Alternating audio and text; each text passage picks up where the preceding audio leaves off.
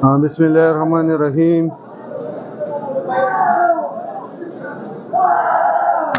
کتونکو ډیره یو افسوسناک واقعه بیګا مخې ته راغلې په بابوزو کې چې هلته دماکه شوې، هر څه شوي، تقریبا 10 کسان پکې مړه دي، په دې کې زنانه هم دي، په دې کې ماشومان هم دي. او دا د سوات کوم ایکسپریس وی ده، نو دغه مړي رایستي او په دې روډ یې بند کړی دی، موټر وی بنده کړې ده.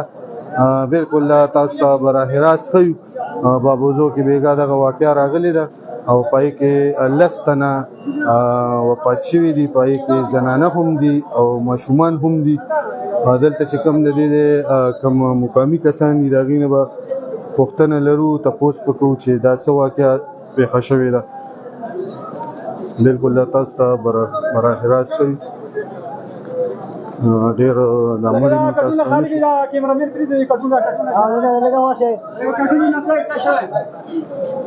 بالکل دا اندر نږدې نه شو، هلته بیا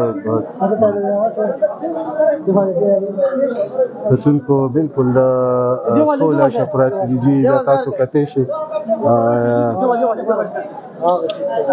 یوه، دوه، درې، څلور، پنځه، شپږ کروړ.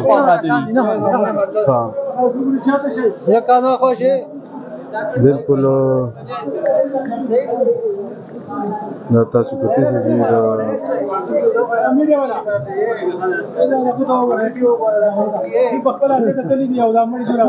دا ستاسو دي.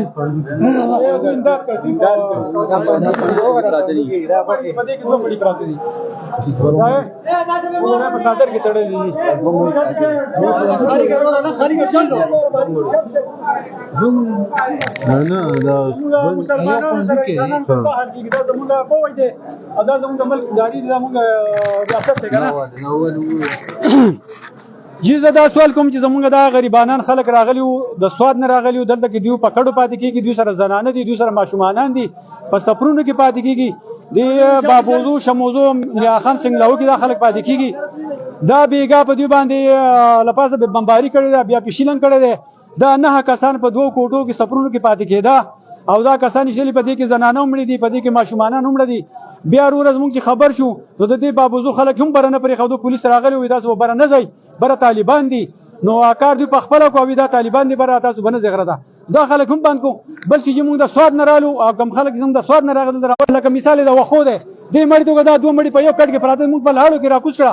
بیا د بابوزو خلکو سره خدای خو وکړي او بیا هغو کټونه راکړه، په کټونو کې موږ دلته راکوز کړي.